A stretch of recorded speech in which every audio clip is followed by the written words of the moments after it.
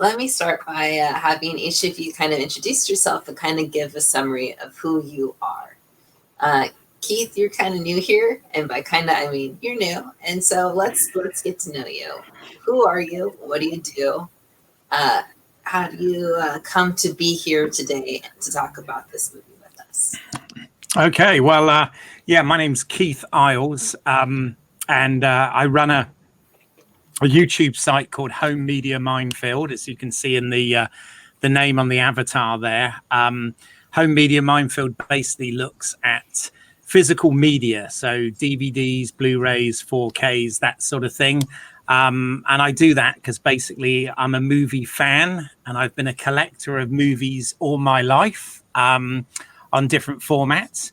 And to kind of explain the picture on my avatar there, I'm a filmmaker and an actor, and that is actually a shot of me from Ian's film Rebecca Gold, which I was lucky enough to be in. Ian, I've known for some years, and he cast me in that, and that's how I come to join you today. In fact, Ian knows that I like, a lot of the same movies as him, and he invited me to join you both today to talk about, this film. I don't want to spoil it in case you want to introduce it, but yeah, so I'm here because of Ian, and thank you, Finn. I'm really pleased to sort of virtually meet you and be involved in this, because I love talking movies as well, movies, TV shows, any of that sort of entertainment is my bag, as it were. So thank you. Oh, hey, well, again, thank you for coming in. I mean, it's awesome that you taking some time out of the day to talk about it with us. So thanks. Ian, you're kind of, almost pretty much regular here, but just because this is, a review for a movie and not any television show or anything. Who are you, and where can they find you, and what brings you to be here today and want to talk about this movie? I was bullied to come here through Finn. Finn bullied me, so that's why I'm here. Not really. I'm just a filmmaker, a writer, filmmaker, producer, director, editor. If you give me a broom, I'll sweep the floor too. I have my own channel called Rebecca Gold, which is named after a web series, an award-winning web series called Rebecca Gold. There's some feature films on there that I've directed. There's, in fact, 3 feature films on there. Bad Day, Fallen Angels, and what's the third one? I can't remember. But anyway, Killing Zone. Killing Zone, that's the one, the Killing Zone, yeah. And that's an award-winning film as well. So if you get a chance to visit my channel, which is called Rebecca Gold channel, if you just type in Rebecca Gold, you'll find it. You'll be able to watch me movies, and you'll be able to see what I'm about. There you go.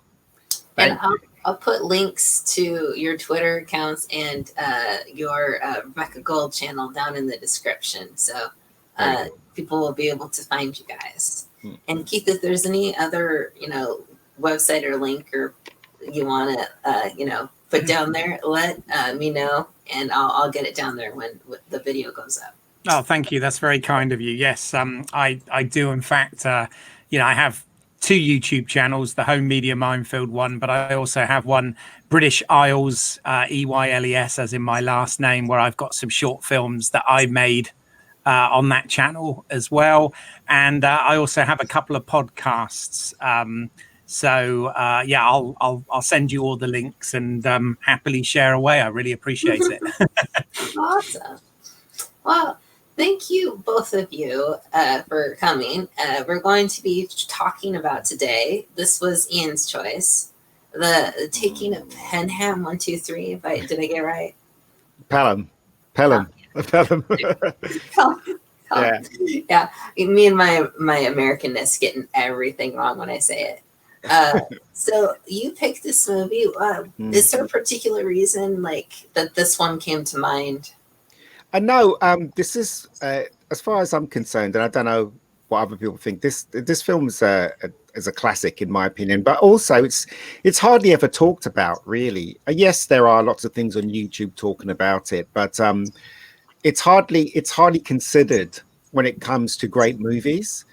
And you know, me and you, Finn, we were talking about films that we guilty pleasure films, and this one for me is a guilty pleasure. If it's on TV, I would watch it all the way through, and if I'm bored, I probably like yesterday I watched it. Do you know what I mean? So, but I just think it's a really good film, and I think it's one of those films that people really do not consider when they talk about great movies. And this is in my opinion, a great movie as far as I'm concerned.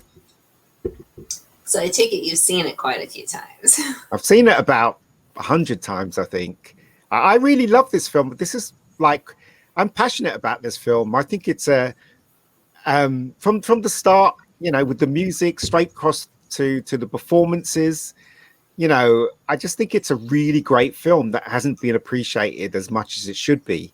That's what I think. I mean, look, it's so great that there isn't, the characters in the film isn't well established, but you know who they are immediately when they open their mouth. It's a as we were talking about, remember in we were talking about Stranger Things, or oh no, it wasn't Stranger Things, it was Grace Point Blank.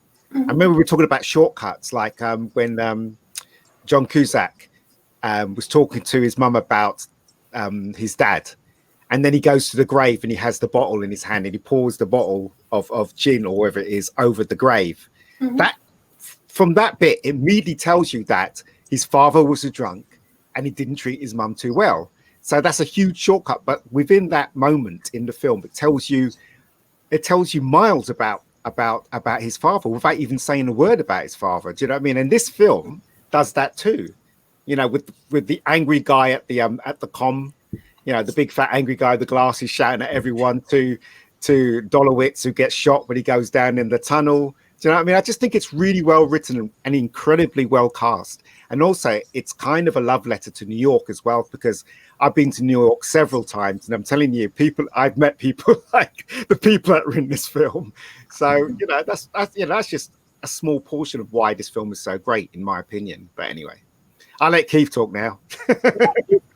What's your feeling or relationship with this movie? Have you seen it a few times, or is this your first time? Or No, I have seen it before. In fact, if you like, I took 3 trains today because I've not only watched this version, but I've watched the 1998 TV version and the 2009 remake as well. So I've had a day on Pelham 1, 2, 3 basically. But yeah, I mean, this film, how I came to know about the 1974 version was actually, to be honest, through Quentin Tarantino, because when Reservoir Dogs came out, this is when I was, you know, starting to become interested in film and filmmaking and you know, wanting to go to film school and all this sort of stuff. And when I saw that film and started reading up on it, Quentin Tarantino talked about the fact that he named his characters like Mr. Brown, Mr. Blue, etc., was actually a homage and reference to this very film and how this was one of his favorite films. So I actually sought out the film after hearing that in you know, the early 90s or whenever it was. And so that was the first time I actually saw this and really enjoyed it, and have revisited it a few times on home media over the years. And I think the last time that I saw it prior to today was probably in 2009 when the Tony Scott remake came out, because I tend to do that if a remake of a film is coming out. I usually watch the original before going into the cinema to see the remake. So yeah, I probably haven't seen it in a good, you know, what's that, 11 or 12 years since I probably last saw it. And yeah, I thoroughly enjoyed it today, and I concur with what Ian says. I think it is very much a movie of its time, and it captures a specific New York of that era.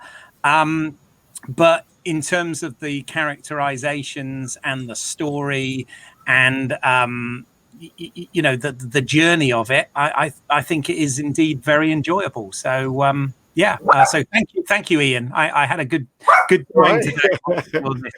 Do you know what though? I tell you one thing. Okay, the last time I saw it, before I saw it on DVD, actually this was a long time ago. It was about 7 years ago. The BFI was showing films from the 70s, and they were showing Taking a Pelham 1, 2, 3. You know, being projected by film, and I remember because I think it must have been about 10 years ago. Do you remember when you used to be able to walk through the BFI to get to the other end? So like if you're coming on if you're walking near the bridge and you walk through the restaurant and you cut right through, you can get closer to the train station. Do you remember that? Yeah, I do remember that. We're talking about the British Film Institute, by the way, Finn, just in case you're not aware of, which is on the South Bank in London. So Yeah. So I was cutting through. So basically, if I'm near the bridge, I can cut through the BFI, which is this big building that has loads of cinemas in there. But they show old films, you know, just to, you know, black and white films, classic films, you know, films that are well revered. It's that kind of place. So I used to cut through it to get to the station really fast. And then as I was cutting through, they had a poster of the Taking of Pelham 1, 2, 3. And I thought, oh my God, you know, I haven't seen that since I saw it on BBC Two. I've got to see this film on the screen. And immediately I bought my tickets. And I remember, I think it was 2 weeks later that it was screening, and I went in the cinema, and I was the only one in the cinema. I was the only one watching the film. Sorry. Oh, that makes me sad to hear that, actually, because you know, these screenings should be full. Yeah, I was the only one in the cinema. It's crazy, right? But they were showing it on film, and the film was weaving and everything, and a little bit of specs on there. But even so, I still enjoyed it a lot, and to hear the music play out and the huge speakers and stuff, that was just as a plus for me. As I said, because the last time I saw it was on BBC Two, mono sound from my TV. So you know, there you go. But it's that's my experience anyway. But what did you think of it, Finn? Well, I'll be completely honest with you. I never heard of the movie ever. I recognized the poster cover of the remake. Right, okay.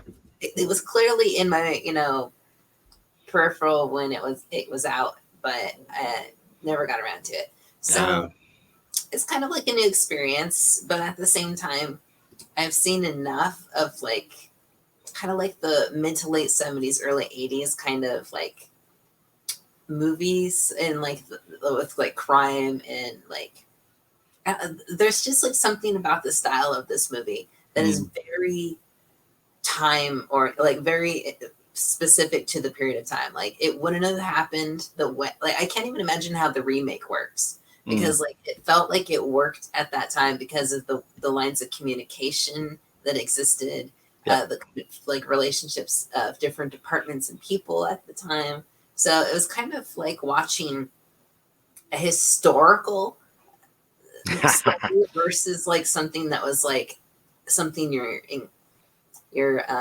experiencing with the characters. Does that make sense? Totally. Yeah.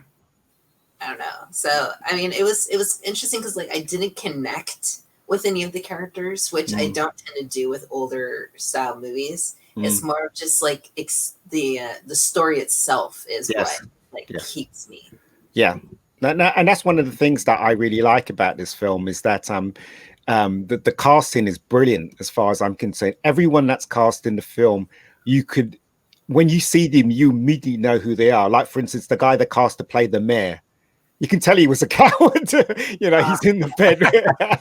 You know, you know, and when you look at the remake, the one with John Travolta and Denzel Washington, that version, basically it was about those two characters. The whole film was driven by those two characters, about what Denzel Washington's character did and was guilty about, and John Travolta's character, you know, it was about those two characters. But if you watch this version's about the whole unit. It's about how they solve the problem. It's, you know, I mean, no character really, apart from Walter Matthau, of course, outshined anyone, you know. And as I said, immediately when you meet Walter Matthau, you can tell he's just tired of his job because he's asleep. He's sitting there asleep, isn't he? You know, it's just another day for him. You know, and that's what I'm saying. That's what I like about these 70s movies. They do a lot of shortcuts so that you know exactly what's going on. As I said, you meet Walter Matthau, he's asleep, and the woman has to tap the glass, and it's just another day for him. You know, and then when things heat up and he has to solve the problem, he really becomes his own man. You really see why he's worth the money. You really see why, you know, he's in charge. Do you know what I mean? So, and also, as Keith pointed out, it was the things they did in that movie you'll never get away with today, ever. You know? But yeah. I think like a big part of it kind of that makes it more grounded, I think, is also the time that they spend doing things in the movie. Like, that's the one thing I really appreciate about stuff back then. Like, even the old, like Miami Vice, back when that was on, they like took a time to film someone walking down a hallway for the entire stretch of the way on that show with no music, just the sound of their steps. But it sets the atmosphere. It tells you, you know, like something serious is going on. And so like with this, it's like they're rushing to get somewhere, and they don't just cut to being there. They don't have like giant mass. Well, they had a car roll over, but you know, the point is like it's believable. You know, if you're trying to get a hold of someone, sometimes it takes like 3 or 4 different people to like bridge that communication gap, and and it doesn't feel fake. No, well, do you know, it's typical. It's a typical Hollywood movie. The tone, the performances, everything. And I love movies of the 70s. They've had some great movies in the 70s, you know. And as I said, even the guy that plays his I can't remember his name, the guy that he goes together with him at the ending, when they catch the last guy, even when you see him, he has a very small part in the film, but even when he starts talking, you know what kind of a character he is. You know, he's been there for a long time. You know, him and Walter Matthau are friends. Zachary Garber are friends because he calls him Z. Do you know what I mean? It's in the dialogue, it's in the casting, it's in the shortcuts, and you know who he is immediately when you see him. You know who he is. So that's as I said, that's one of the beauties of this film. This film is well crafted that way, in my opinion. Yes, you know, it's the photography is not so sharp, but the performances are brilliant from everyone, even the small parts from everyone. But I mean, I don't know. What do you think, Keith? Been talking too much. Yeah, no, I totally agree with you. I mean, this film, you know, the nice thing about the 70s was it was that era where the studio system had ended, but the studios at this point weren't controlled by, you know, large corporations. So as a result, it really did become very much a filmmaker's medium, sort of through and through, to be able to sort of tell these stories with you know, minimal interference and whatever. And Joseph Sargent, who was the director on this, you know, he'd had a sort of background in television, in directing episodic television, and had done a lot of crime shows and things of that nature. And I think, I mean, I think the pace of this film, even though it's, you know, very of the time, very 70s, like you said, some of the attitudes and whatever are very much of the time as well. And of course, this was all pre-computerization and whatever, but it really works for this type of heist story. The other thing, I mean, I believe that the novel that this was based on came out like the year previous. I think 1973 was the novel. But you can also see with the casting of this, I mean, obviously Walter Matthau was already a big star at that point. But I think that he brought quite a lot of himself to that role in terms of some of the humor. You know, I watched the TV movie, which was made in 98. You know, that was something like nearly 25 years later. And that was obviously a made for TV movie.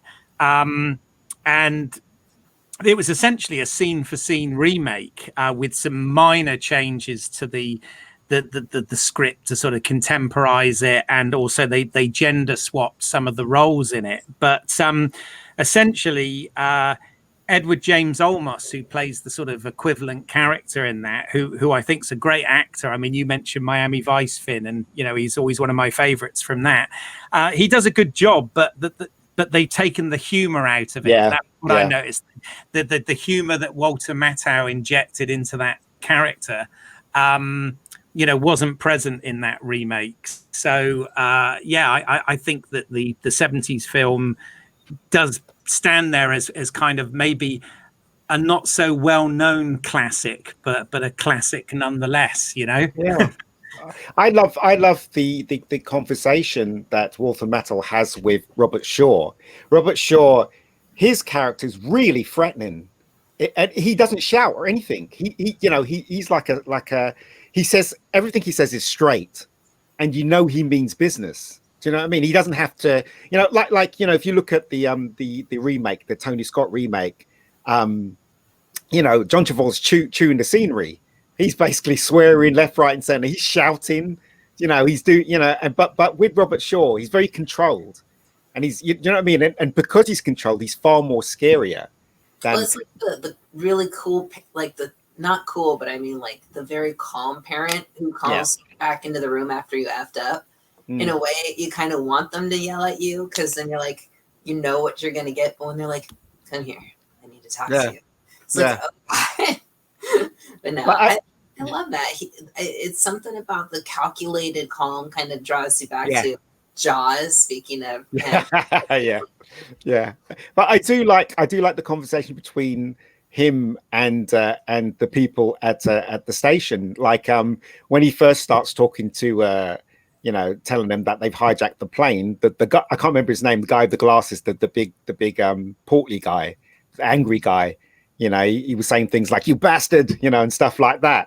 And that was at that time typical of the way New Yorkers were. They were very much well, so I've been told, because I've never lived. I've visited there a couple of times, but it's very much a love letter to New York at that moment in time. Do you know what I mean? Everyone in this film was angry apart from Walter Matthau. I think. Yeah, true. But from the people I know who go there and from everything, there's a very individualistic personality type of New Yorkers, where it's like if you're in their way, they'll let you know. Yeah. So. Yeah, and also the people on the train as well. It was trying to show you New York. Wasn't it? You had the Jewish guy, you had the black guy, you had the Italian mother with her two kids. You know what I mean? And it was very, as I said, it was kind of like a love letter to New York, as well as, because I think the guy that wrote the novel, he tried to do that in a novel as well. So so it's. As far as I'm concerned, as I said, it's a well-crafted movie, and it's one of my favorite movies. I'd sit down and watch it again anytime. I like the idea, which is what they didn't do in the TV remake, where they all looked the same. They had glasses, they all had the moustache, they all had the hat on, they all had the long trench coat. Do you know what I mean? I love that. Yeah, in fact, that was something that was very noticeable and apparent watching all three of these adaptations back to back, was that in both the TV movie and the Tony Scott film, they make they make no effort to sort of disguise themselves whatsoever. And in that original film, between the reversible coats, the hats, the glasses, the fake mustaches, these not only was a disguise that they wouldn't get recognized, but also, it was a way of concealing the money and the weapons and all this sort of thing. And what I thought was bizarre about both remakes is, because they were done, decades later, that was in a time when surveillance and CCTV and everything would be even more prominent. I mean, the last one took place in the internet age, for heaven's sake. I know. And you sort of think to yourself, why were they doing nothing? Why did the directors of those choose to have the characters not do anything to disguise themselves, apart from obviously using the aliases for the names. And yeah, I found that quite bizarre. So I'm glad you brought that up. Yeah. It's very silly. I found, as I said, you know, all the sets in the 1974 version feels real. You know, from obviously, I think they shot in the real tunnels. I think in the 1974 version, and I don't know about the TV version. I don't even know about the John Travolta version. It might have been a studio. Probably it's a studio. Knowing Tony Scott, but everything felt real in the 1974 version. I mean. As I said, I just think it's a really very clever movie, you know, and the casting is spot on, and the music is brilliant in this film. The music, I mean, oh my God, from the start, you know, that very simple black, and it's just the credits, you know, and the music pumps in, you know, and then after the music's finished, you see, I can't remember that guy's name, the guy got caught, the last guy, but you see him, do you know what I mean? And it's very much a movie of its time, and as I said, it's a very clever movie. Do you remember that scene where Robert Shaw is addressing everybody on the in the carriage, and he says, and he talks about the gun, and he says, you know, this gun can shoot X amount of bullets out within the space of 1 minute or some nonsense like that, or a couple of seconds. So if you all rushed me, I'd be able to kill you all before you even got a foot next to me. Mm-hmm. When he said that, I mean, it just goes to show how great he is as an actor. I believed him. You know, I thought it's pretty scary the way he said it, you know? Yeah. And as I said, you didn't get any of that in the remakes at all. You didn't get that in the John Travolta one. You know, he was playing over the top. And in the TV version, it was woefully bad. But I mean, as I said, that's one of the aspects I like about the film is Robert Shaw's performance is brilliant as far as I'm concerned. Like a large part of it, because like I mean I haven't seen the remix, so this is like part of my curiosity of it, is like it's kind of like how certain movies or stories can only really take place in a certain time period because like the limitations or how it works, you know, like how does it fare story-wise to like, I mean, like for the remakes, were they set in the same time period or did they modernize it? I mean, like, is this a story, because like it's very uniquely told in the original form. And there's no doubt in my mind that there are probably explosions up the wazoo with the one that has like Denzel Washington. Yes. It's like, does this story? Now the Tony Scott stories. Oh, sorry. What? The Tony Scott story is very different. It's completely, well, I wouldn't say completely divorced, but it is very divorced from the 1974 version. The TV version is basically a remake, a shot for shot. Well, not a shot for shot, but no, a scene for scene remake. Yeah. I mean, what they've done in both versions is they've contemporized them. So you know, the TV movie takes place, you know, in 1998 when when they made it. Incidentally, Ian, to answer your question, the TV movie was actually shot in Toronto, which was you know, doubling for New York. So that's again why it didn't look quite as authentic, because it wasn't really shot where it was supposed to be taking place, as it were. And then yeah, with the 2009, the Tony Scott film, they essentially took the premise of the first film and the book, but like the last act was completely different, you know, and it was much more visceral and violent, and it was also obviously, you know, designed to be a sort of post 9/11 look at a heist. And of course, technology featured in it. You know, the internet actually plays a part in the story of that. So yeah, they did change it quite a bit, and they played a lot more with the backstories of the two main characters, Travolta and Denzel Washington. They sort of changed the backstories and fleshed them out a little bit more that way. But yeah, not necessarily for the better, just different, I think. Well, it's very brave of them not to do a scene by scene remake of the, but you know, comparing them both, obviously 1974 version, as far as I'm concerned, is so much better than the Tony Scott version, purely because it is, you know, purely because it's just, as far as I'm concerned, as I said, it's very slick writing. It's very it doesn't muck you around, and it doesn't go over the top, in my opinion. It does a bit, but it doesn't go over the top, not as much as Tony Scott's version, I don't think. But you know, as I said, you know, I think this film was underrated. You know, it's very well made. You know, I mean, Walter Matthau. Look, God bless Denzel Washington and God bless John Travolta, but no way are those two not even a smidge better than Walter Matthau's performance in this film. I'm sorry, but Walter Matthau is just freaking amazing in this movie, as far as I'm concerned. I don't know what you think, Keith, but I just thought he was just really good. And he's essentially a comedian, isn't he, Walter Matthau? Yeah. I mean, he's not. Even though he was a leading man, he wasn't your typical leading man. Yeah, that's for sure. And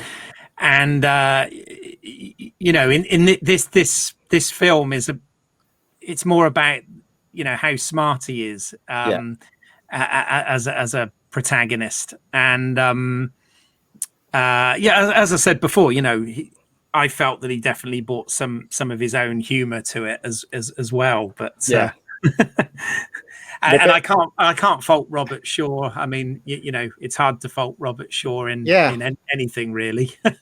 So, but as I said, you know, what's his name? Was it Patron, the guy with the curly hair that they go at the ending, him and, you know, with the TV version you had was it Lauren Bracco?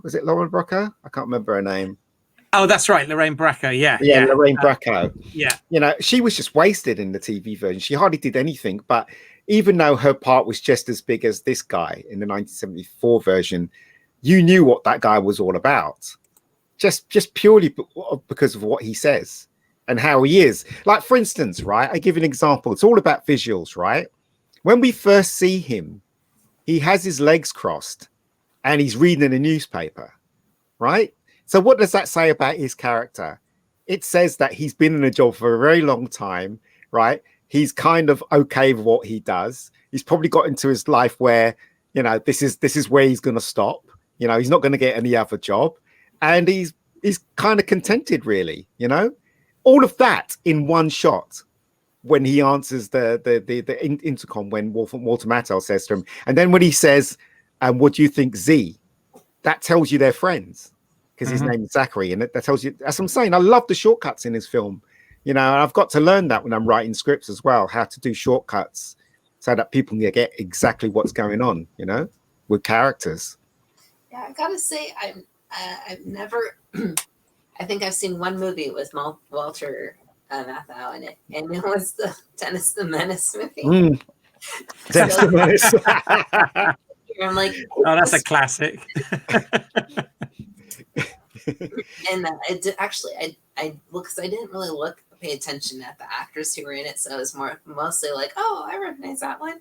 But it was the same with like Robert Shaw. Like at first, like I was like, he seems familiar, and then had like a camera angle, just the right camera angle, and then he started like saying something kind of low and gravelly, and I was like, oh, it's that guy, it's the captain from Jaws. But I think they did I really like the characters that they they picked. Like you were saying, you know, it's very, you know, New York, but the personalities stand out very distinctly.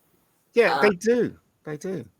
And I don't know, I was kind of curious because there are characters in the movie that carry the plot, you know, and there's not so much of like a main character, you know, so it's just like the only one that kind of stood out to me, and I'm kind of curious about why it was there or what you think about it, was the subplot. It's not really a plot. They just mentioned that there's a cop on the train. Yes. Like never comes up. They keep they mention it here and there, and then just like a little bit with it at the end. But it felt completely unnecessary to me. Yeah, you might be right there, but they were playing, you know, as I said, this movie is of its time, and they were, you know, there were loads of lines when Walter Matthau said, "There's a cop on a train. Here's hoping it's not a dame." Do you know what I mean? Yeah. Yeah. Yeah. I noted that. I thought, oh, yes, this film's a little bit more sexist and racist than people would be comfortable with today. But there, it was a figment. You know, it was a product of its time. So yeah. But you know, the beginning bit where the guy comes in and the you know the what's his name, Mr. Wallowich, whatever his name was, the guy that got shot. He was complaining because they had the black woman there. And he was saying, "This is what you get when you have broads brought into the job, you know. So where's the ring? The ring got flushed down the toilet." And he goes, "What? You know, what were you doing? What were you looking at the toilet with you? It just slipped off my finger." Do you know what I mean? So it's kind of a bit sexist, really, you know, that kind of thing. But as Keith says, it's this film of its time, you know, and that's how they were. It got the solid laugh out of me was when Landau's running down, you know, the train tracks, and he gets to the cop, and he thinks that it's a lady because he has long hair. Oh yeah. He says, "So you'll be all right, miss," or something like that, doesn't he? Yeah. He's a cop after all. Yeah. Yeah. No, I mean that is one of the things that the TV movie that it made in 1998 did sort of try and do, and one of the changes it did make is that that plainclothes cop on the train was actually a woman in that version, as was the character of what is Mr. Brown in the original film. They gender swapped that character to a woman as well in the 98 TV version. But it doesn't work, man. You have to look the same. Thing is, though, the thing they didn't do in both versions, which I understand in the Tony Scott version, but didn't understand the TV version, was the mayor. I thought the mayor was so funny in this version. He had the flu, and he kept telling off the nurse that was trying to help him, and then you have the assistant mayor that comes in, and he's quite funny as well. Who's the actor that plays him, Keith? Do you know? He looks very familiar. In which version? The 70s one? Yeah, the 74 one. The mayor. Hair. No, not the mayor. The assistant to him, the one that was telling him to make his mind up and stuff like that. Well, who is he? Oh, he looks so familiar. I'm just trying to think who that, because the mayor itself was played by Lee Wallace in the 74 version, but I'm not sure who the one who comes and has a chat with him. I know the character you mean, but I can't think. But he's so good as well. As all the characters are really good in it. Like even the small part with the commissioner when he's driving in the car and he tells that guy to switch off the music. Do you remember that scene? And then when he gets to the house, they all have to make a decision whether they're going to pay the $1 million. Seems so small now compared to what they'll ask for today, isn't it? Yeah, it was quite funny. It was $1 million in that film. It was $5 million in the 98 film, and it was $10 million in the 2009 film. So, but it was an hour that they had in every version. Yes, it was. So, it was. But even when you hear Robert Shaw saying, you know, you have 45 minutes, you know, you have 10 minutes, you have 1 minute and stuff like that, you know, you could, as I said, his performance is so good that you believe him. You believe he's going to shoot someone, you know, that's the thing. And also another thing about characters, and I can't remember, you probably know his name, Keith, the one that was a bit mad. He comes into the carriage and the first thing he does, he sees the woman sitting there and he sticks his tongue out at her. Do you know what I mean? Mr. Gray, which was played by Hector Alonso. Yeah. You know, But that's what I'm saying. In the 70s, they always did things like that. They made the characters do something. So 2 seconds, you know who he is. You know what kind of character that character is. And that scene told you exactly who he was. It's, you know, it's when he does that thing to the woman, and then when he walks up to her and he touches her leg and he smiles and he walks off. Do you know what I mean? It tells you exactly who is a complete and utter tosser. That's who he is. Do you know what I mean? And there's no grey area there. That's probably why he was called Mr. Grey. But anyway. Yeah. He was played, and by the way, that character was played by Donnie Wahlberg. I know. In the TV movie, which like literally a year before he lost all that weight to appear in The Sixth Sense. Yes. Yeah. But he was awful, wasn't he? He was awful as that character. As I said, he was just playing like a madman, like an unhinged madman. But Hector wasn't. Hector was playing it, as someone that was crazy but had all his faculties. Do you know what I mean? More believable, in my opinion. Yeah. No, I agree. I agree. I think the characterizations of the of the four of the the thieves, if you like, in this blue, gray, green, and brown. I think the actors that they had in those roles did a really good job. I mean, like Mr. Green was played by Martin Balsam, who is obviously from Psycho. He played Albogast in Psycho, and like the same year he made this, he was actually playing Dr. Rudy Wells in the TV movie of the $6 Million Man, starring Lee Majors. So Finn does it's way over Finn's head. That sorry, I'm being a geek, but it was funny actually in terms of influence it's had. Like we sort of talk about Tarantino using the code names for the heist in Reservoir Dogs, but I noticed Mr. Grey says it a couple of points in this. I'm fed up with being in this chicken shit outfit, and I wonder whether that inspired the line that Hudson has in Aliens. Yeah, maybe. Maybe. And what about the style, the fashion in the film made me laugh as well. You got Walter Matthau with a yellow tie, and that check shirt that he wears. It just screams 70s, doesn't it? I was staring at it the entire time. Like every time he was in screen, my eye would just go to the tie. I did not see anything else. I was like, wow.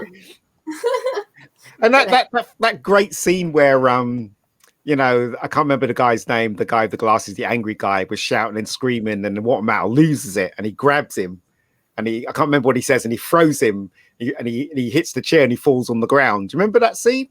That was Watermattel. Yeah, that's a great scene, right? There's the little bits that I love about this movie as well. That was a really great scene, and then I think it's a couple of minutes later or whatever when he's trying to ask him a question. And he's really abrupt with him, and then obviously Watermattel gives in and he says, "Yes, that's what I mean." And then their relationship is what he's done was forgiven within that moment of dialogue. So that's why scripts are so great in the 70s, because they can do that. The writers, the script writers of the 70s they really knew their craft. The ones that were working in Hollywood, they really did. Well, there were some crappy films in the 70s, but this obviously who wrote this screenplay knew exactly what he was doing. I mean, it was Peter Stone who he did the film Charade. He wrote that, the Cary Grant, Audrey Hepburn movie. That's what I know the name from anyway. But he adapted the novel and did the screenplay of that. But it was pretty cool.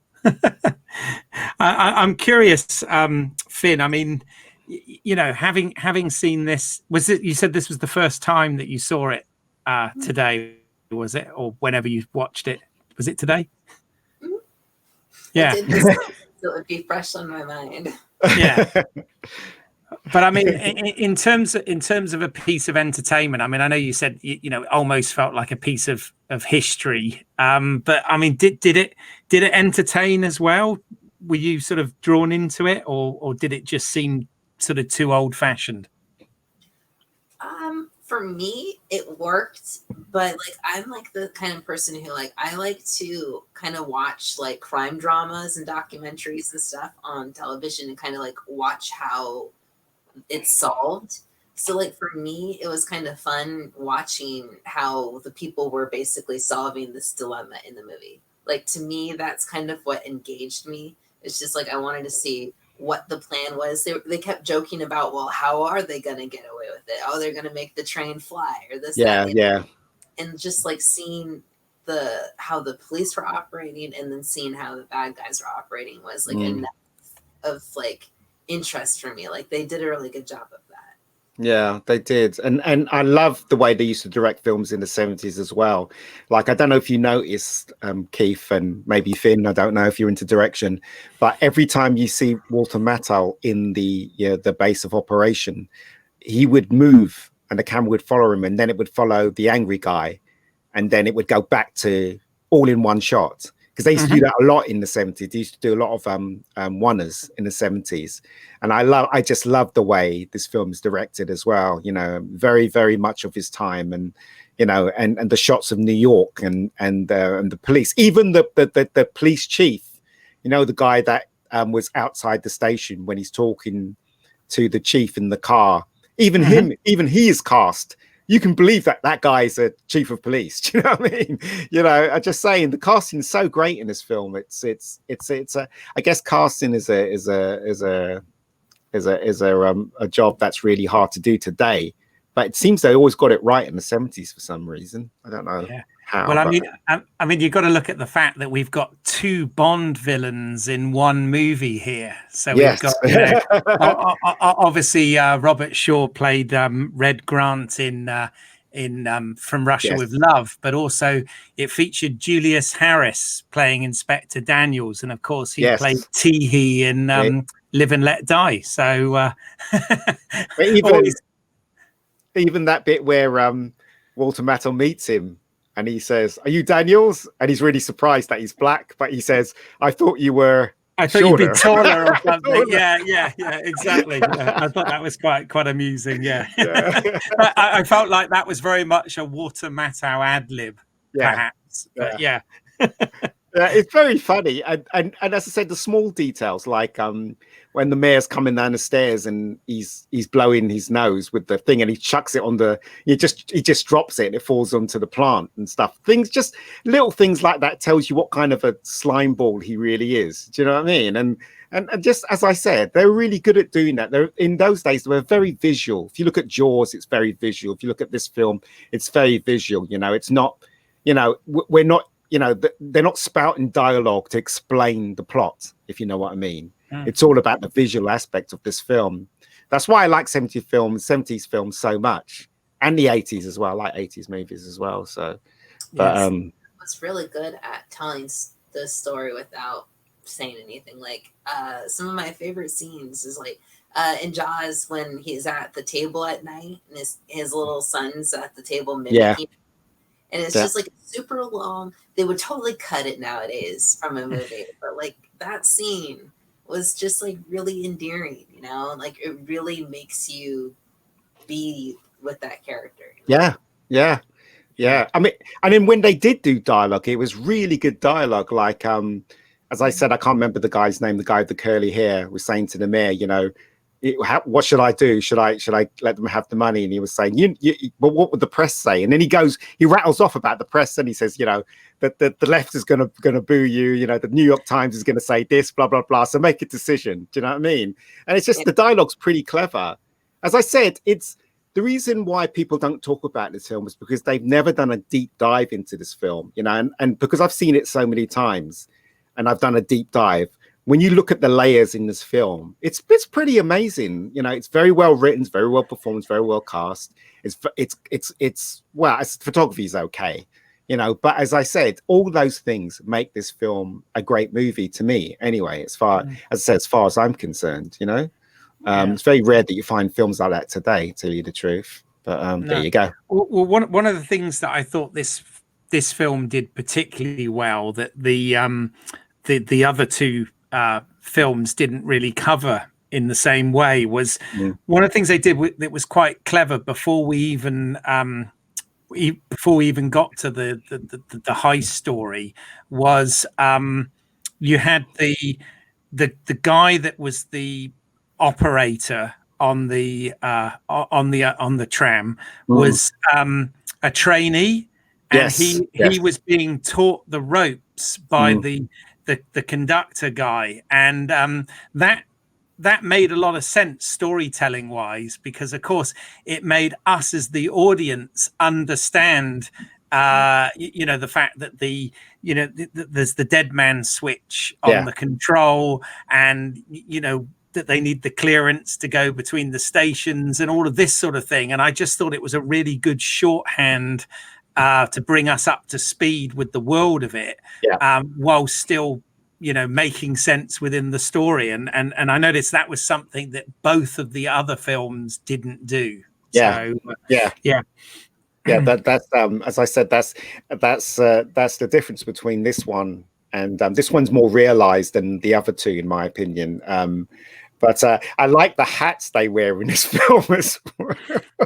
the 70s hats that they wear. The commissioner wore a 70s hat, and Walter Matthau wears that hat at the ending, doesn't he? When they go, you know, it just speaks of that time. You know, that's the thing about this film. As I said, it's as I said, it has it has a lot of layers in this movie, and I love the bit which I don't know if Tony Scott's film copied this, when the black guy's in the tunnel and he's going bang with his fingers, he's going bang bang, and then when he does bang, the real bullet goes across. You know, did they do that in the Tony Scott one? I can't remember.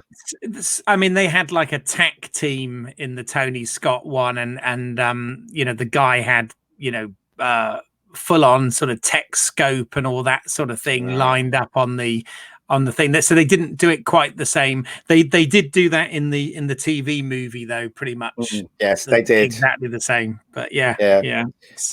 But I was quite surprised because in this version, he tells the trainee to go out there. That's a very, even though you know what's going to happen to him, that's a very tense moment, because you know he knew what was going to happen, didn't he? He was like, go on, you know, it's going to be okay. Just go out there and, you know, get the money, whatever, you know. And he just walks out there and he just shoots him in the back. But in the TV version, they swapped the gender on that, so it was that's correct. It was a woman. Yeah, right, in the TV. But yeah, so when he said to her, "Go out," you know, it's okay, just go and get the money for us, whatever. When he shoots her, you don't see her get shot. I think it's from her point of view, right, Keith, as I recall. And, yeah. So it was weird. Yeah, go on.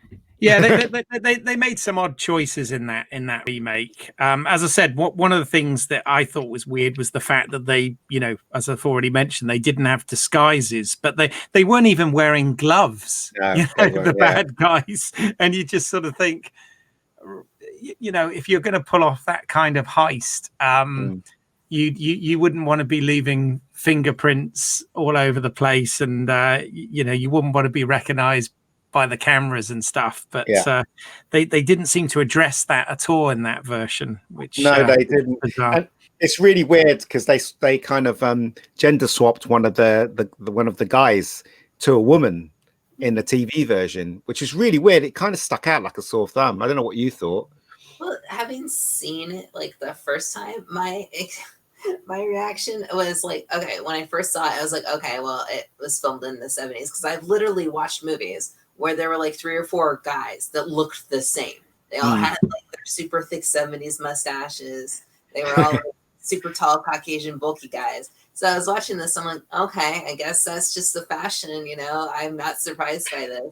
And so at the end where they start like peeling off stuff, I'm like, oh, I could not keep half of them like apart from each other, aside from like Shaw, basically. Yeah, so but like, what the heck? They're all looking the same, but now it makes sense. It works with what they were doing. It fits the character, and it just bugs me thinking that they wouldn't have done that in a remake, because that was a huge part of like this calculated, like really like hard thought out, you know, attack. You know, it's like he planned for everything.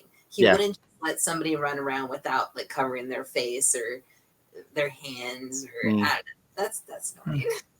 Yeah, but, I mean, you hit the nail on the head there, Finn, because I mean the thing is, it works exactly as you said both ways, because yes, it totally works as a disguise, but likewise, you're absolutely right. The fashion in the 70s, lots of people did have mustaches and wear thick glasses and all of that sort of thing. So you in terms of being a properly thought out and planned out heist, this made so much more sense than the approach that they took in the TV version. So yeah, it's weird. It's the small things. As I said, right, you guys probably don't notice it because I'm just a stupid geek. It's the small things that tells you time has gone by. Like you have that scene where you see Robert Shaw on the train and they're talking, and then the next scene you see is Walter Matthau with a styrofoam coffee in his hand. Do you know what I mean? Walking towards the thing so he can, find out what's going on. It just having that coffee in his hand tells you that time has gone by a little between the last time he spoke to him and this time here. Do you know what I mean? It's the small things. It's the very small things that actually subconsciously you read in your mind. So therefore you're still stuck with the movie. You're still going with the movie in your head. Yeah, in the Tony Scott version, they really flag it. Like they actually pause the screen and put like 11 minutes to go and all this sort of thing up on the screen. So yeah, it's definitely more subtly done in the original. Yeah, it is. And the bit where the bit where he's going, what's wrong with you? Can't you just give us 5 minutes? The money will be there, whatever. And then he realizes that they're just taking everything, as gospel for what they say. And he says, the money has arrived. The money has arrived. And it's, out of all the three versions, again, the 1974 version is so much better because you can tell. I don't know about the Tony Scott version, obviously, but the pace in 1974 version, and maybe I'm biased. It seems like it's so much better. That I wasn't bored watching this film at all. Even the long drawn out scene, which was interesting in the beginning as it starts. He goes down the stairs. Mike, was it Michael? What's his name? Isn't the guy that was in Psycho? Oh, Martin Balsam. Yeah, Martin Balsam. The first time you see him, he gets out of a cab, he goes down the stairs, then you see him go through the turnstile, then you see him standing at the platform, which takes, I guess, less than a minute. You know what I mean? All that stuff, it all makes sense. They didn't just put it there because, as you said, Finn, they'll show somebody walking down a platform. Today they won't do that. As I said, the film makes sense. The whole film works because it's tightly edited. One as far of as the I'm concerned, I think comes from like the films back then that has been lost is that they all stem from plays or like the idea of having a theatrical performance in front of people. And like I used to work and do like stagecraft and stage manage for plays and stuff, and it's got that feeling of like when a character comes into the scene in a play, they are moving across the scene, they're interacting with props, they're there, and you feel like they're in that location. And the more unnecessary steps in a way feels more realistic. I feel like that's what this movie has one up on the others. Like I feel like if I watched the others, there would be way more stuff that I would be critical of because like of the time periods that they were made in, or like the fact that it is a remake of this, but like this one, it's very unique in the style that it is. And I like the fact that they remake it kind of, it's like one of those things where it's like, okay, if you're going to remake it, do it completely different, like make it stand out, make it unique, but have the same story. That would be my thing, because if you try to just copy it, like you're saying, how there's the television version, I mean, like, they'll lose the details, like the fact that all those guys were dressed the same for a reason. Or they did. Exactly. So like, I really appreciate the pacing that they did in this movie, where no one was rushing from one action scene to another. And when there was rushing, it wasn't like, whole fast Pete, like explosion, blah, blah, blah, blah, like we got to get here. It was like they were literally rushing on the clock, and you felt because they were counting down, like, oh, they got 6 minutes, oh, they got 4 minutes, and you're like, they're running through New York, and you could feel it because of that, even the two cops they got to take the money down the down the tunnel, even that was funny, I found. And the two guys they cast for that as well, even though they were on the screen less than 30 seconds, whatever. They were funny. But I think that guy was in Soap, the guy with the curly hair. He ended up as a regular in the TV series Soap. So yeah, I mean, even the casting for those two, they were hardly on screen. You knew exactly who they were. He was a coward, and the other guy was nervous. You know, as I said, you know, a lot of shortcuts in this movie to make you understand faster, or to make you understand what's going on, or what that character was like, just purely by the casting or what they say is one of the best things. Especially the casting for Daniels, you know, the guy from Live and Let Die. Do you know what I mean? He looks like he can command a police force, doesn't he? You know, he really does look the part. So yeah. I agree. I have to admit, I do find the 2009 Tony Scott film, I find it very entertaining. You know, it is very different to the 74 version. And it is obviously a lot faster paced and more over the top, and you know, has the real sort of Tony Scott style about it. And I you know, I agree. I can understand why you don't like it as much. In fact, I remember, I think you and I went to see it at the cinema, Ian, if memory serves. Yeah, we did. And you were really not happy at the end of it. But I you know, I find it is a different take on that material. It's essentially the same premise, but you know, a different take on it. And I think that was obviously better than what they tried to do with the TV movie, which obviously, of course, had a lower budget and whatever, but was essentially a scene for scene remake that didn't really work to the same level, even though it involved some good actors. There were some good actors in all three versions, but yeah, I do enjoy the Tony Scott one for what it is as well, you know. Yeah, I mean, you're right. The Tony Scott one is very, very entertaining. But when you compare them both, I'll always take the side of the 1974 version, because nothing in those two remakes could beat that ending. That ending was freaking amazing. That last shot of Walter Matthau coming through that door, where that was one of the best endings ever shot, in my opinion. When I first saw that, I just laughed. I just thought, he's done. You know what I mean? Gesundheit. The sneeze scene was a red herring the entire time. Yeah. Where I thought there was going to be this whole other subplot with the fact that and the mayor was sick, and it's like, oh my god, maybe they're at the same place and like they're working together, and like stuff going in my head. And I was like, oh, he's gonna sneeze. He's gonna sneeze and give it away. But I like the way when they came into his house, he's hiding the money, and then he's all very complacent. Was he was like, yeah, you know, I work there, whatever. And when they were leaving, he did push it. Then he was like, yeah, why don't you just get out of my place? if he didn't say that, he would have got away with it, because there would have been a couple of steps away. He wouldn't hear him sneeze. But because he said all that, you know what I mean? He just that bit was so funny. I thought it was hilarious.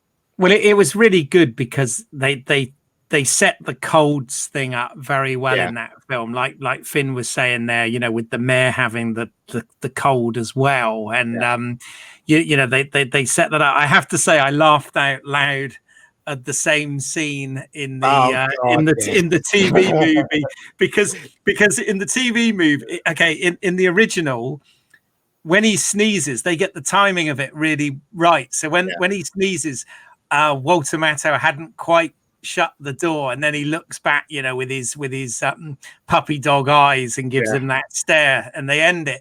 But in the 90s TV version, they've actually left the apartment and shut the door. And when they open it, I'm like, how did they open the door? Because they wouldn't have had a key. You know, and it sort of didn't make sense and felt a bit cheesy, to be honest. It was awful. And they had both of them. They had the woman as well, didn't they? Come through the door.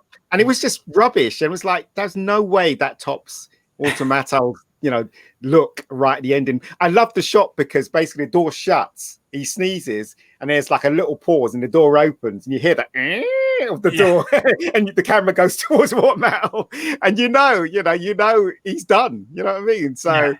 And as I said, that whole scene was terrific, especially when he's telling them to get out the house. who's like really being cocky, and that was his undoing, right? So yeah, it was the ending was really good on this one. But and in the Tony Scott one, it was like running around on the bridge and shoot me, you're my hero. Exactly, it was an action scene. Bollocks. And, I mean, I did kind of like that they made Denzel Washington. They called him Walter Garber as kind of a tribute to Walter Matthau, but the fact that they kind of made him a reluctant hero, but at the end he does still get the running with guns and car chasing and all of that sort of stuff, as you'd expect from a Tony Scott movie. So it is, as I said, I mean, as I said, I did enjoy the Tony Scott version, but I don't know. As I said, I'm very biased because this is the first version I saw, and I really like this version a lot. So but anyway, but I mean, talking about characters, even the Martin, I can't remember his surname, was he Mr. Green? Mr. Green. Martin Balsam is Mr. Green. Yeah, you can tell he was the sympathetic one, wasn't he? I thought we weren't going to kill anyone. He says at one point, doesn't he? He says it like that, but I think he was just feeling guilty because, like, the way he acts later is very like, oh, they're all dead. I'll take the money and then roll. Yeah, over, yeah. When he's jumping around on his bed with all the money. I got the feeling that Robert Shaw's character was more Robert Shaw. Well, that he was more sympathetic because, like, he knew he had to kill someone. He was very diplomatic about it. And when he did, he technically did it so that the guy didn't see it coming. And it was really like, down, you're gone. And nobody in the train saw it either. Like, the way he did it, like, got the job done, wasn't that messy, and, like, I don't know. It just, like, I liked that about him. Because, like, it felt like he got the job done, but, like, didn't have to deal with some of the strings that might come attached to shooting the guy point blank in the face in front of people, Yeah, for sure. No, I totally agree with you. They all had the same style of glasses, didn't they? As well, the whole gang. I think that really worked, though. And it's what makes that film somewhat iconic as well, is the fact that all of those guys, even though they were still individual, they had somewhat of a uniform look about them as well. And I thought that was pretty cool. I just adore this movie. I think this movie is, as I said, it's underrated, and Walter Matthau's performance is great, and everyone in it is great. Even the people, even the extras do their job as well. So I remember watching the TV version, they had shots of people in the background where there was no need for it. I don't know if you remember that, Keith. What was that? That guy, when they were in the base with the Walter Matthau character in the TV version, they had random shots of people just looking. And it really felt odd. It really felt out of place.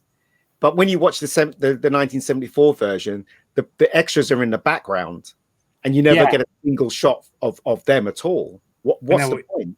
I know what you mean. Yeah.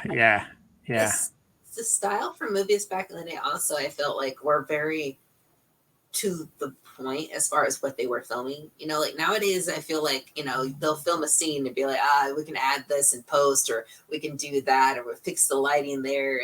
And like with these scenes, it's like, they really probably couldn't just have as many extras or like have like people just milling around. So like the camera's really like close to people. Or when you see a bunch of people, it's for a reason. Like when you see the people down in the subway who are complaining, or up on the street waiting and stuff, like it adds like precedent. But none of the screen seemed wasted in this version to me. Yeah, it was just like, here's this shot, it's there for a reason. Here's this shot, and it was just like there wasn't anything crazy going on the outside, I guess. No, as I said, it's a very well thought out movie as far as I'm concerned, and it very much speaks of New York, as I said, because I've spoken to a lot of people when I visited New York, and They're very much like that, actually. I remember that when I was in New York, me and my sister was having a meal at this diner, and the woman that served us was very, very New Yorky, as I put it. So the way she spoke, I think she was from the Bronx. So even the way she spoke and everything, it was very interesting. The way the film portrays it, and yeah, I mean, I don't know. I just love the way films were directed in the 70s. I really do.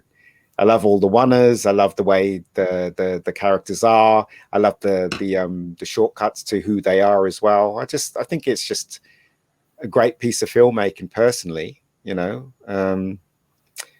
a shame. It's all gone now, and the way people direct films now is very, very different. Well, honestly, that's the one thing I'm kind of looking at positively, is that I think that in the direction that we're going, there will be more. There will be smaller budgets in a way, and might actually be able to bring it back to. Yeah, I hope so.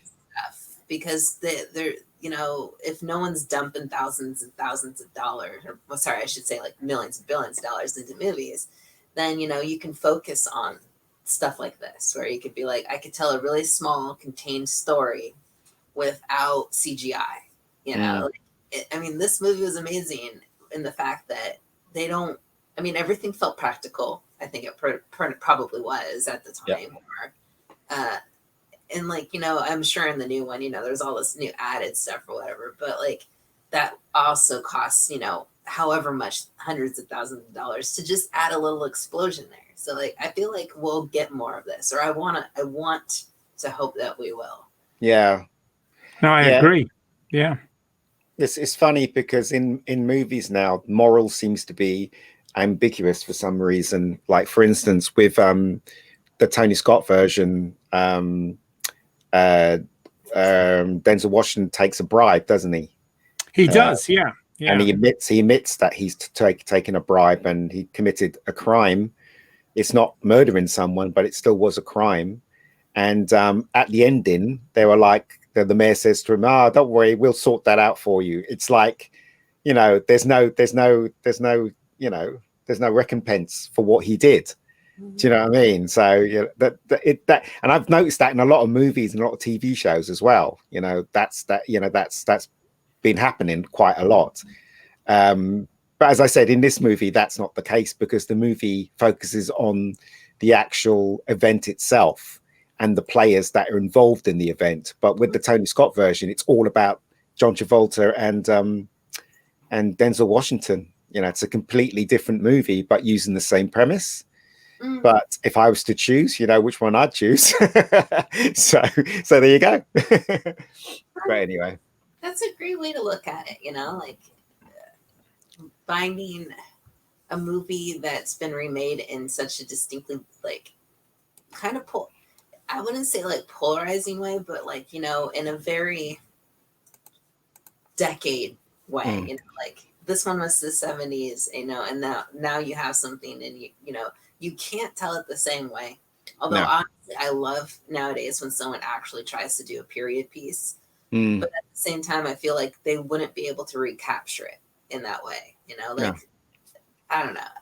I'm just glad we got to watch this, and I appreciate it. And I don't know if I'm curious enough to watch a newer version, because I like the older version. Yeah, I mean, I wouldn't watch the TV version. I'd watch the Tony Scott version because that's a lot of fun. But I wouldn't watch, as I said, I wouldn't watch the TV. I think the TV version is terrible, personally. Yeah, I the reason I watched all three is it was just kind of, I wanted to be a completist, and it was a bit of an experiment, just to sort of spend a day and watch all three back to back. But I agree. I mean, you could definitely miss the TV version, and you really haven't missed anything. But the I still think I still think that the Tony Scott one has some merit in its own right, and it's not that one's not a scene for scene remake. That is actually a different adaptation of the same premise, so it's different enough that you could probably get something out of it, I think. But you know what, they should never have remade this at all. at all. They shouldn't have. Let's face it. Why, who's laughing there? I'm laughing. Sorry. Why remake? It's like trying to remake Jaws. You know, well, why would you do that? Oh, are they doing it? With Jaws, they just did sequels that were unnecessary. In fact, I believe Joseph Sargent, the director of this, actually did direct Jaws 4, I think. Oh, yes. God. Yeah, he did Jaws the Revenge. Fell from grace. Remakes though, it's like, I feel like if you have some idea that has nothing to do with any of it, like you're like, okay, I'm changing this character, they're going to be this in this version, they're going to do this in this version, you know, we'll change the plot for this and that and this. That's when I'm like, you're just using the name of the movie to sell your original stuff. Like, because there's a lot of people who are so guilty of that nowadays, where they'll just pick something that's really popular and be like, oh, sure, this is, you know, a remake or a soft reboot, but we're changing everything about it. And I'm just like, well, why isn't that just your original movie? You know, like if you took, you know, like, I can't use that one for an example because that's way too obvious, but I don't know. Psycho. If you took Star Wars, for example, and you're like, okay, I got a new trilogy, but none of the characters are the same. It's actually going to take place on a planet. There's not actually going to be any space, but you know, it's still the heart of it. So we're going to call it the Star Wars, you know, movie. You know, so I don't know. I guess I'm going off on a tangent, but as far as like a remake for this goes, if you're going to remake something, you know, do it because like your first version, you wanted it to be more polished. You wanted it to be filmed this way, but you weren't able to, you know, like that in my mind is a remake, you know, like you're doing it a way that you couldn't the first time that you wanted to, or you're trying to actualize it, but have the same thing versus just using the title and slapping it onto an original project, you know, product that has nothing to do with it and just like, using it as a medium, you know? I just think they shouldn't do remakes. I think people should think of original stuff. That's what I think. I mean, you know, taking a Pelham 1, 2, 3, the 1974 version should never have been remade because it's great as it is already. And when you remake it, you have two choices: you either divert big time like Tony Scott did, or you do a scene for scene remake, which is what the TV. There's no other way you can do it. Unless you just use the name and you create like The Fly, for instance.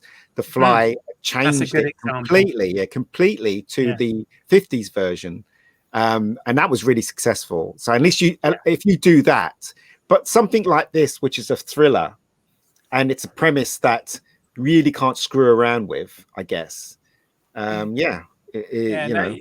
I know what you mean. I mean, like with The Fly, you know, Cronenberg took the title and the premise and made it, you know, completely his own thing, which works. But I mean, the thing with remakes is, let's be honest, remakes have been happening since the beginning of cinema anyway, you know. So, but yeah, I always think it's better when they try and reimagine something rather than just try and, you know, remake it scene for scene or even worse, shot for shot, like they've tried with a few films. That's been really pointless. Yeah, exactly. But I mean, look, a prime look, I could see Finn was in pain there when I mentioned Psycho. I see Vince Vaughn and I'm like, oh terrible remake. It was terrible. It was awful. I mean, I saw that version just out of curiosity. I didn't go to see it at cinema. I think I saw it on DVD, and I just thought it was just absolute rubbish. I just like, you know, why did they even bother trying to do this? You know, when something's a real classic like Psycho, why would you bother trying to remake that?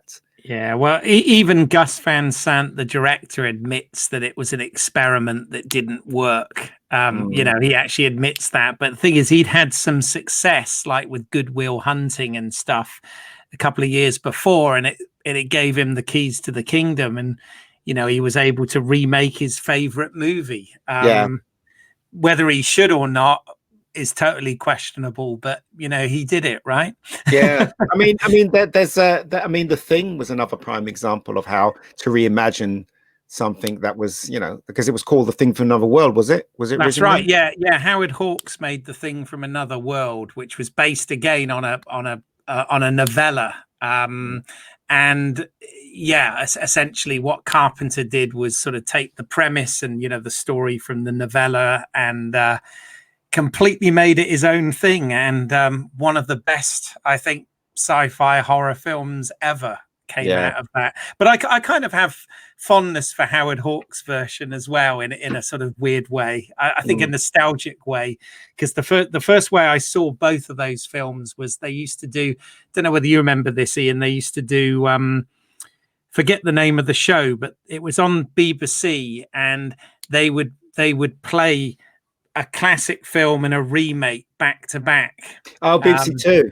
BBC yes. Two do that, yeah. And I saw that when I was a kid. Probably shouldn't have been watching it, but I watched them both back to back and was always fascinated with how different they were, even though they shared the same premise and loose plot. But yeah. Another thing I wanted to ask you guys, do you think that when Walter Matthau chucked the angry guy onto the chair and it was obvious that he fell off that chair, do you think that was an accident and they just kept it in the film? Because I got the feeling that he was meant to just fall on the chair because you can see another person reaching for him, and they cut it off before you can see that guy was really concerned. So what do you reckon, guys? It looked like it was not planned. I like that kind of stuff. Like when either, something happens and they're just like, okay, keep it in the shot, or, they surprise the actors in a scene by doing something. It makes it way more organic to me. Yeah. I totally noticed that when he fell and there was like that extra slip off the chair. Yeah. That looked totally like real. No, I agree. I think it's another, one of the benefits and one of the economical ways of using, like you said, one-ers and that type of photography, and that's paired with, any good actor acting in film knows that you keep acting until the director says cut. Regardless of what happens, you keep acting. And again, if an accident like that happens sometimes, as long as nobody's obviously hurt, but people react in a natural way, and that is also true to their character. And I think it probably wasn't meant to happen quite like that, but works very well as a result. Another thing about that scene, and I know I'm a bit of a geek here as a director, is that when you come up to that scene, have you not noticed how Walter Matthau is in that scene? Right, so you guys probably didn't notice. Walter Matthau didn't have his jacket on in that scene. He had his tie down. His hair was a bit ruffled at the front, and he was losing patience.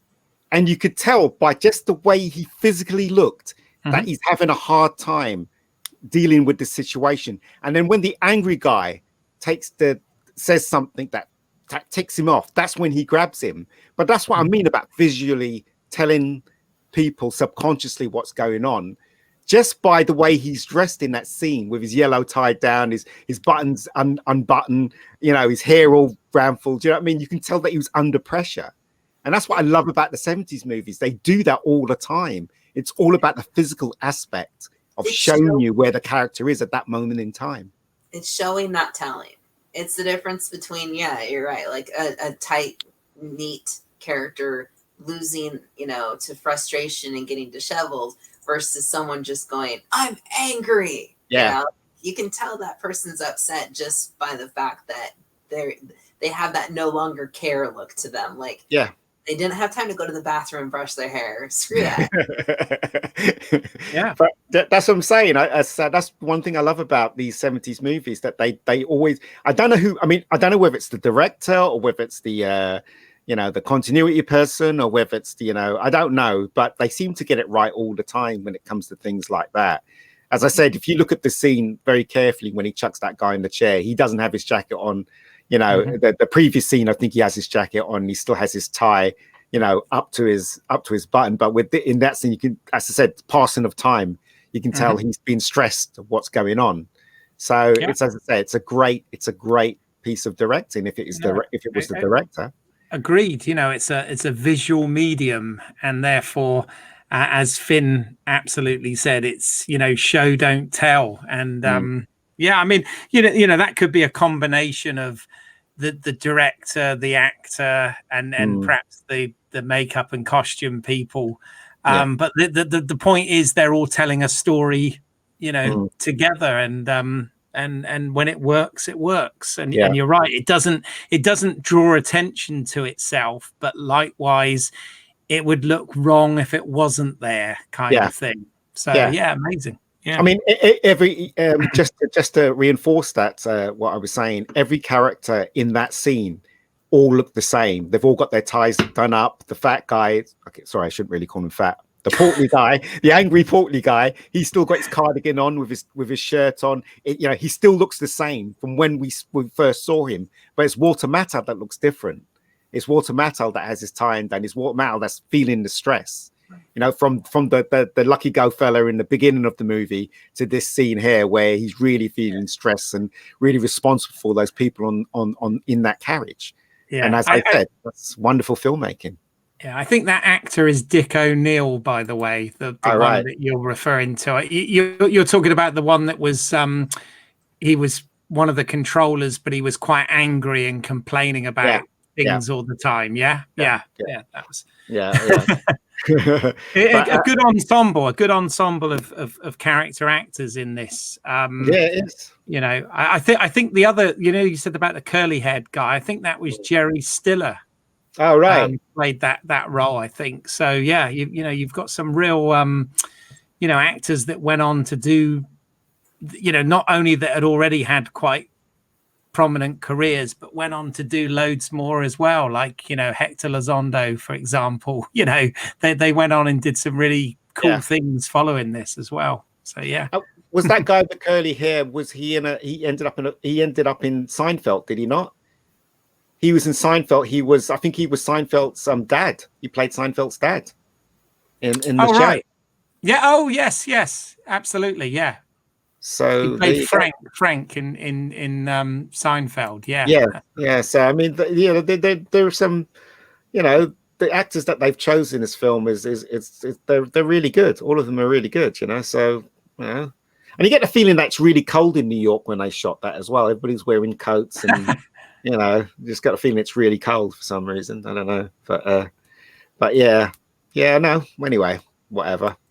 I'm kind of done on this because I've said what I could say about this movie, and I adore this movie, and I think it's a great movie.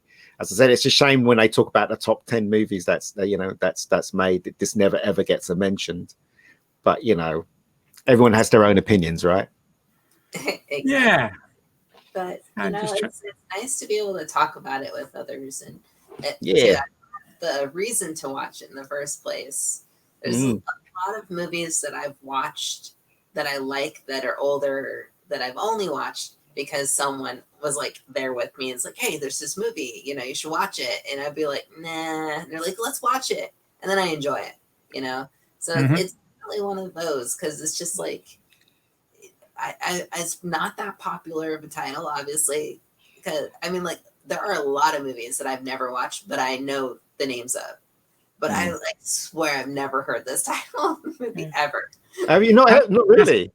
That's why I love doing these sort of things, though, because it's about discovering new stuff or even revisiting stuff that hadn't seen in a long time and all this. I just Googled actually because you're right about whether or not this film did well, and in terms of accolades, in 1976 it was BAFTA nominated for Best Film Music by David Shire and Best Supporting Actor Martin Balsam. So it was nominated. It didn't win, but it was nominated. And also the Writers Guild of America, it was nominated as Best Drama Adapted from a novel.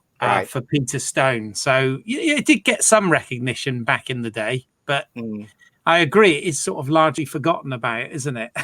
Yeah, People now think of the Denzel Washington, John Travolta version, right? they do. But also, I mean, Tarantino, when he admitted that he took the idea from this film, it kind of made people watch it and stuff like that. But still, this film hasn't got the recognition I think it deserves, because it's a very, very well made movie. As I said, people watch movies, and sometimes I think that's the difference between filmmakers and the normies that watch movies. Filmmakers can see so much more in a film, especially if it's well made. All the things I mentioned in this film, I bet you any money that if my mum was watching it, that she'd subconsciously go through her mind, and she wouldn't realize why she's getting everything so clearly.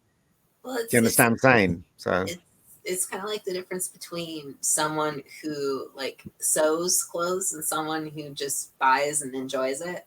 yeah, You know, like you can look at a shirt and be like, oh man, that shirt looks so cool. I love this shirt. I'm going to buy other shirts like this. And then you have someone who can look at the shirt who also is like a seamstress or like somebody who works in like making clothes, and they can admire the work that went into it. You know, like there's like many levels. Yeah. And some of them are more superficial than others, I think, as far as what people look for in movies. But it's always nice to find something that you can kind of do that Ferris Bueller thing and zoom in on the painting like super, super, super close until it's just like a bunch of colors. yeah. I love that analogy, Finn. That's awesome. Yeah. That's cool. And there's a couple of mistakes in that film as well. I won't mention all of them, but there's one mistake where that they say that what is it? If a red light goes on, the train will stop. That's what they said, right? That's but if correct, you notice in one of the clips when the train is driving really fast, there's a red light that they pass. So, but anyway, well spotted. You definitely have watched this film a few times, haven't you? But there you go. But one more thing. Talking about really good casting, as I said, right? You remember that bit where he let someone? Who does he let go again? He lets someone go, doesn't he? And the lady stands up and said, "Excuse me, I've got an appointment. What can I go?" Or whatever it is. Do you remember that scene? And then when he says no, she's like, her whole character changes to being a bitch. Yeah. Do you remember that scene, Keith? That's true. Yeah. That's what I'm saying. You immediately know who she is as well once she does that. You know she's a bitch. So as I said, it's a great movie as far as I'm. It's a really great movie, but it was really nice to have a reason to watch it, and also some really cool people to talk about it with. So I wonder if you ever watch Coming to America with Eddie Murphy. You guys watch Coming to America? Great movie, yeah. It's one of the 80s ones, though. Yeah, have you ever watched it? Where Eddie Murphy plays the Jewish guy in the barbershop. Oh, okay. I wonder if he modeled it on this guy that was on the train. He's wearing the same hat and everything. He's wearing the same clothes.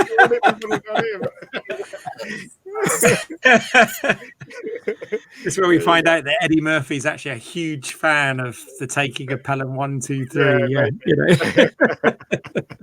But yeah, I don't know. He's got the same moustache. Well, no, he didn't have a moustache, did he? Or did he? I can't remember.